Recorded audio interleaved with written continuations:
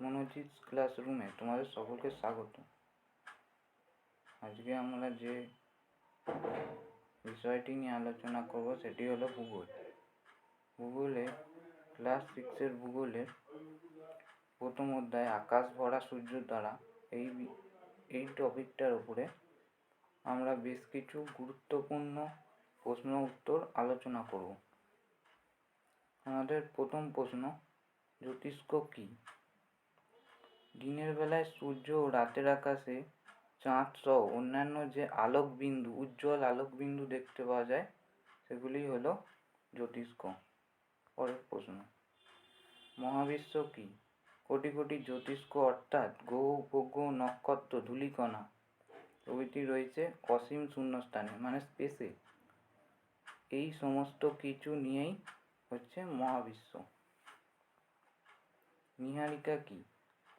মহাবিশ্ব সৃষ্টির সময় যে অসংখ্য ধূলিকণা ও গ্যাসের মহাজাগতিক মেঘ সৃষ্টি হয় তাকেই নীহারিকা বলে।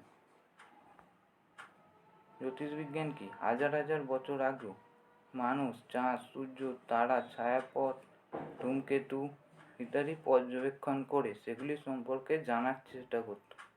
বিজ্ঞানের সবচেয়ে পুরানো এই চর্চা হলো জ্যোতির্বিজ্ঞান। সূর্যের পরে আমাদের সবথেকে কাছের নক্ষত্র কোনটি? সূর্যের পরে আমাদের সবচেয়ে কাছের নক্ষত্র হলো কি? প্রক্সিমা সেন্টিউরি। এটা কত দূরত্বে আছে? প্রায় 41 লক্ষ কোটি কিলোমিটার দূরে আছে। আলোকবর্ষ কাকে বলে? বায়ুশূন্য অবস্থায় আলোর গতিবেগ 1 সেকেন্ডে প্রায় 3 লক্ষ কিলোমিটার। এই গতিবেগে এক বছরে আলো যতটা দূরত্ব পার করে তাকেই আলোকবর্ষ বলে।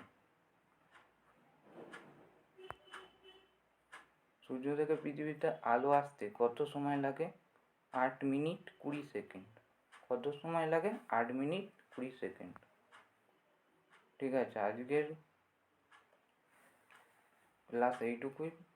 পরের ক্লাসে দেখা হচ্ছে নতুন কোনো টপিক নিয়ে। Thank you.